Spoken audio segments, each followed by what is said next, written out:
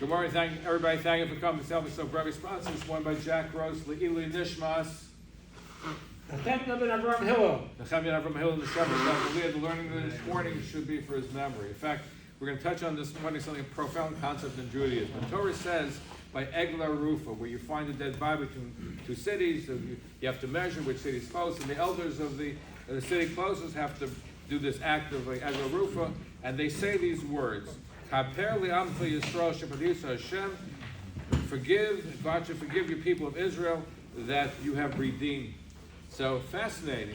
These words introduced, these are part of the Egla Rufa. What does it mean? The Gemara actually says that the Egla Rufa that people commit and do now could atone for even the sins that happened in Egypt. There was a dead person found in Egypt that never had this ceremony.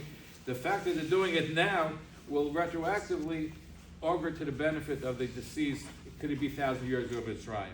So the Sefer Chasidim write, this pasuk that we're quoting right now is the basis that the living individual can provide a spiritual benefit for somebody who's passed on, like giving tzedakah, like we do on Yom Kippur. In fact, the Medrash says, when it comes to Yom Kippur, the fact that somebody passed away and we can atone for them by giving charity could augur to their benefit, even though they passed away long on.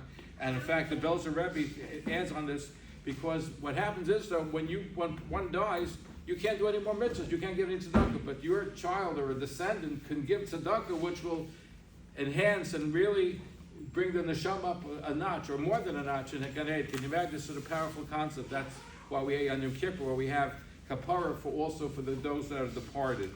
The Belzer Rebbe finds an allusion to this in Shema. We say every morning, we say God should provide, prolong your days, al shemayim wal aretz, on the heavens and the earth. What does it mean the heavens on the earth?